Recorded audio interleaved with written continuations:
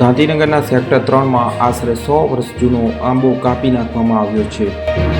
આ આંબો કોઈપણ રીતે નડતો નહોતો, તેમ છતાં તેને કાપી નાખતા પ્રકૃતિ પ્રેમીઓમાં રોષ ફેલાયો છે. વન વિભાગે આ આંબાના વૃક્ષને કાપવાની પરમિશન આપી હતી, જેને લઈને વન વિભાગની કામગીરી સામે પણ સવાલ ઉઠ્યા છે. વિકાસના નામે ગાંધીનગરમાં અનેક વૃક્ષોને કાપી દેવામાં આવે છે. સેક્ટર 3માં વર્ષો જૂનો આંબો કાપી નાખતા અસંખ્ય પક્ષીઓનો આશરો છીનવાઈ ગયો છે. સેક્ટર 3માં આજે વૃક્ષ કપાવવાનું હતું, એની જાણ પ્રકૃતિ રક્ષા અભિયાને થઈ તો સૌ પ્રકૃતિ પ્રેમી અહીંયા હાજર થયા.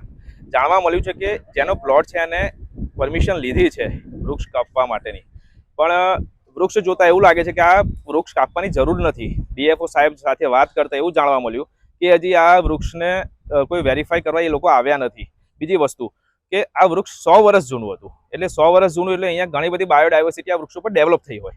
તો ફોરેસ્ટને મારે એટલું જ કહેવાનું કે તમે આવો વેરીફાઈ કરો શું કાપવા જેવું છે, અને જો કાપવા જેવું હોય તો જ કાપો, નહીં તો પછી આને કાપશો નહીં. અને આવું અવારનવાર બનતું હોય છે કે ઉપરી અધિકારી કે કોઈના દબાણમાં આવીને વૃક્ષ કાપવામાં આવતું હોય છે. તો વિનંતી છે ફોરેસ્ટને કે આવું બધું ફરીથી ના થાય, અને અમે પણ પ્રકૃતિ પ્રેમી સતત તૈયાર છીએ કે આવું કંઈ થશે તો ઊભા રહીશું. માયસેલ્ફ નયન ભાવસર. એકચ્યુઅલીમાં પ્રોસિજર 1 મંથ અગોથી ચાલતી હતી, અને એકચ્યુઅલીમાં અમારે જે કન્સ્ટ્રક્શન કામ કરવાનું છે એમાં જામના બધા રૂટ્સ અમારા કમ્પાઉન્ડ વોલની અંદરથી જતા હતા.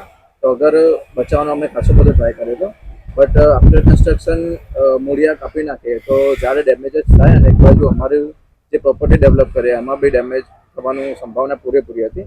તો અમે ફોરેસ્ટ ડિપાર્ટમેન્ટમાં જાણ કરીને બધી જે લીગલ કાર્યવાહી કરીને પરમિશન લઈને 28 તારીખે ચલણ ભરીને પછી આ કાર્યવાહી કરેલ છે.